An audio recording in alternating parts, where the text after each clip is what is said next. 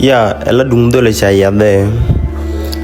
agente ke impeluen mi joji chwadi ni tin te kanater men te katandi ni ti jen rajeme chidi charo da dagbo to ko ro de kanater en wana me chidi jela de jani malod ni wud mi chal ka kon kurun kula te ga daman mi cha ya ke jube tong mi men jojo gwa ta gen skir no wen rajemo chikena communicate ko kor ni titi ko en kir kana kol kur chi karo de ling dung no chala ben to kon tama ko ni titi cha gadaman cha ben yap kani tin yas ke je ke chi man bol mel kane selbe anta men me cha ro mi din mi laral mi ni na da ta ke jube ka gwa den be benenta cha nga jen men bu to gre jube kan karo din ya kuro jame la wako koni dial ram ching remon jube amene ram ching ba kani to ya na me guru pen kam din kan karo din te ra jame kula lar kon ko atel ram kel ke ye mi bi jare mon jube yo ko wa na me mi bro da lat ching na men din kan pin ko lat kane cha dem man to la jang council ke jang aller chi karo de ra la ka ko guru kane bra jame ba kan cha beto ko loken me de kanak ken la kan chara long ko kwi doarin kalar kanene chicken chat ke dit kon lar kane we dar chinak ko kwi kam chat kane mi we charo do dir ngak dia la doere ken chan bu ni de di de men che kon je kam dan kan were tu no chi akol ku re nok ko akol ku te ke tungwan tu lo ga ti chikira let ka je ne kan nang nam no wal no gwa ya dan e to ko ba na chwas ke jube chu jo jo ga wa akol ku cha yoro dor ni wal ne ke tu ne setin ko bana din na na mo bo me cha joji china brai ke kide cha JRCC ki ni ti jojo gan JICC te kon te la na bana log ki ja Africa Union me jo cha sel peti che weti ja kol kur ko kore ya che kul un cha la kol kur cha kol kur yer lar che wen an cha de min kul rajme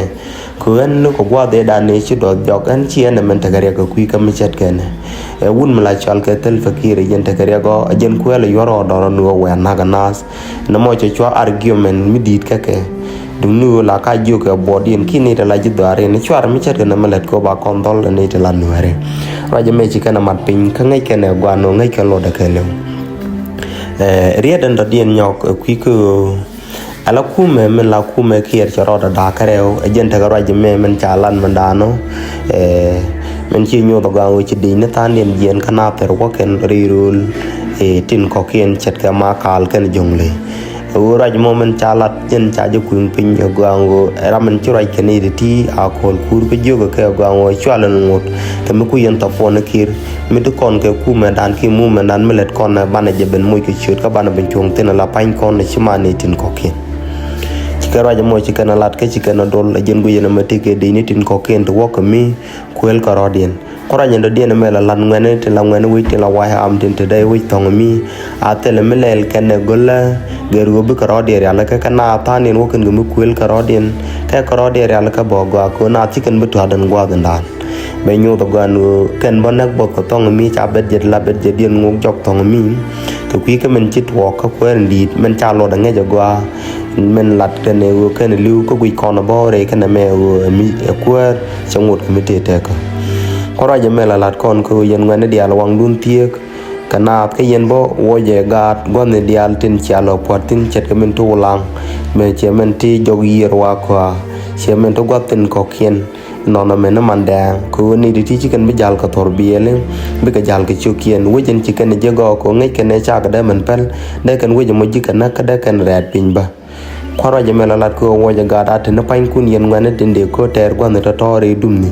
no do wo ko lango wo ko tor bara woni tong mi ya changai ko ne wo ngode ka mugo nge chegung kani tila du te debe gore je biaro dur ya ka ka be nyode bia doran kele bia jin pom ka tel ramete endu mo atene ngane tila ngane ko kan ne tin charo de ya ka ku ko re doran kwara jamela lat kon ko atel ram kel ke ye mi ba kan shilling ku je chier ko ku je lak no ko ku jogoro gano bi YouTube me bi je subscribe ko bu kon leer to ngwana ken te ke minin to ngwan bu kon ka jekten de jarwa je me de la yemo bi ata ko mal